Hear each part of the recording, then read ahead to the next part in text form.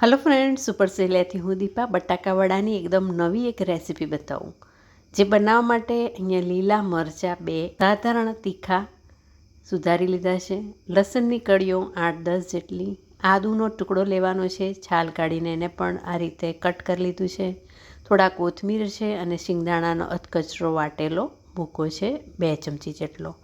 હવે સૌપ્રથમ એક આપણે આ રીતે લોઢી મૂકી દઈશું ગેસ ઉપર, જેમાં અડધી ચમચી તેલમાં એડ કરીશું આદું, લસણ એડ કરી લઈશું, લીલા મરચાં એડ કરી લઈશું। લસણ, આદું, લીલા મરચાંને આપણે થોડા સાંતળી લઈશું 2 મિનિટ માટે। ફ્રેન્ડ્સ, આજે આ બટાકા વડા આપણે એક નવી રીતે બનાવવાના છે, તો રેસીપી બહુ ઇન્ટરેસ્ટિંગ છે। આ રીતે બટાકા વડા જલ્દી અને એકદમ સરસ ટેસ્ટી બને છે। વડાપાઉંમાં પણ આ રીતે તમે બટાકા વડા બનાવીને ઉપયોગમાં લઈ શકો છો। 2 મિનિટ માટે આદુ, મરચાં, લસણને સાંતળ્યા પછી કોથમીર જે મેં ધોઈને બારીક સુધારીને રાખ્યા હતા એ એડ કરી લઈશું। અહીંયા કોથમીર થોડા આ રીતે આગળ પડતા પણ તમે એડ કરી શકો છો। કોથમીરને આ રીતે 2 મિનિટ સાંતળીને પછી સિંગદાણાનો ભૂકો, જે ઓલરેડી આપણે અધકચરો વાટેલો છે, શેકેલા સિંગદાણા, અધકચરો પાવડર એડ કરી લઈશું। ગેસ હવે બંધ કરી દેવાનો છે, ઠંડુ થવા દઈશું। બીજી બાજુ મેં અહીંયા 300 ગ્રામ જેટલા બટાકા કુકરમાં છૂટા જ 3થી 4 વિસલ કરીને બોઇલ કરી લીધા, બાફી લીધા। બટાકા વડામાં બટાકા તો જોઈએ જ। બટાકા મેં 2 કલાક પહેલાં બાફી લીધા હતા। જ્યારે બી તમે બટાકાની આઈટમ કટલેટ કે બટાકા વડા કે કોઈ બી આઈટમ જેમાં માવો કરીને બનાવવાના હોય તો થોડો વહેલા બટાકા બાફી રાખવા, જેથી મોઇશ્ચરનો ભાગ ઘણો ઓછો થઈ જાય, બટાકા થોડા ડ્રાય થઈ જાય અને વાપરવાનું આપણને સારું રહે। હવે આપણે બધા બટાકાની છાલ કાઢી લઈશું અને એને સ્મેશરથી સ્મેશ કરીને સરસ એનો માવો કરી લઈશું। ફ્રેન્ડ્સ, આ રેસીપી જે બટાકા વડાની હું બતાવી રહી છું એ બહુ જ સરસ રેસીપી છે અને ચોક્કસ તમે આ રીતે ટ્રાય કરજો।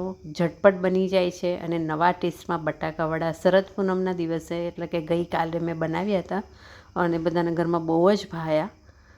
આ બાજુ બટાકાનો માવો થઈ ગયો અને જોઈ શકો છો આ મિશ્રણ પણ એકદમ ઠંડુ થઈ ગયું છે। હવે મિક્સરના કપમાં લઈ લઈશું, એને આપણે વાટી લઈશું, અધકચરું વાટવાનું છે। તો ફ્રેન્ડ્સ, આ મહારાષ્ટ્રીયન જે ઠેચા ચટણી બનતી હોય છે એ જ બનાવી રહ્યા છે આપણે, અને થોડું મીઠું અને લીંબુનો રસ અડધી ચમચી જેટલો હું સાથે એડ કરી રહી છું। તમને ખાંડ એડ કરવી હોય તો થોડીક આવતી જતી ખાંડ પણ એડ કરી શકાય અને એને અધકચરું વાટી લેવાનું।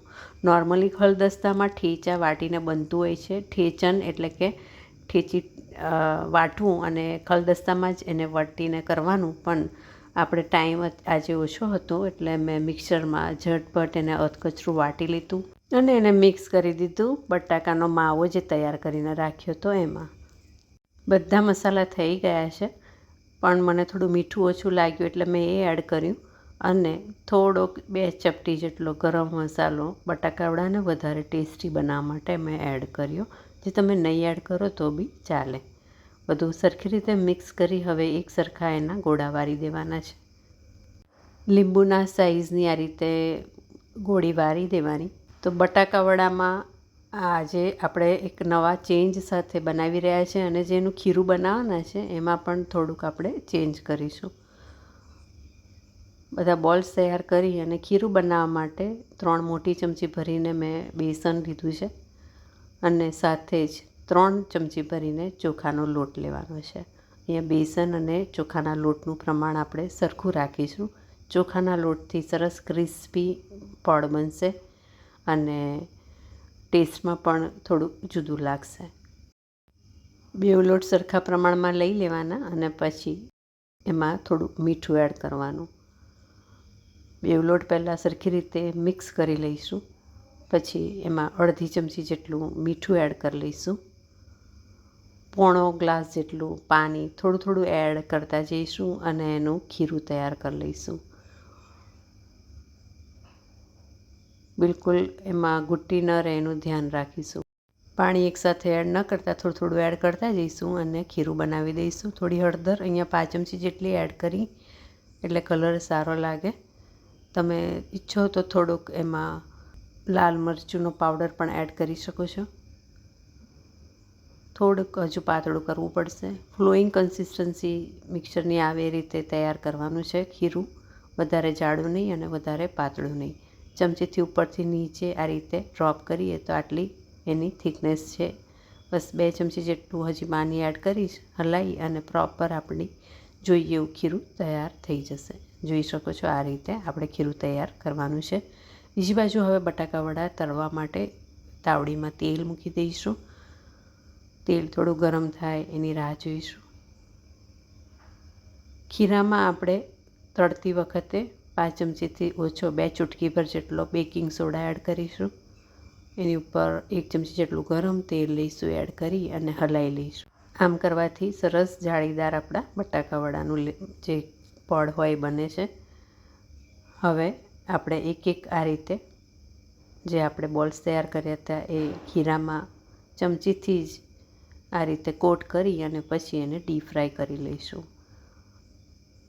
અહીંયા તેલ મીડિયમ હોટ થઈ ગયું છે. થોડી ફ્લેમ સ્લો કરી દઈશું. એક પછી એક આ રીતે બોલ્સ મૂકતા જઈશું ખીરામાં કોટ કરીને અને એને આ રીતે ફેરવીને સરસ ગોલ્ડન કલરના તળી લઈશું.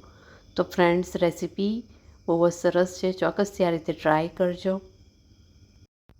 ટેસ્ટમાં અનેરા અને ખાવાની મજા આવે એવા આ બટાકા વડા T time snacks, kitty party કે પછી નાની મોટી કોઈ બી પાર્ટી હોય એમાં તમે એન્જોય કરી શકો છો. બધાને ઘર મજા આવે અને ઘરમાં પણ હળવું ડિનર કરવું હોય કે પછી બ્રેકફાસ્ટ કંઈક મસ્ત કરવો હોય તો આ રીતે બનાવીને સર્વ કરી શકાય. Thank you for watching super સહેલિયા.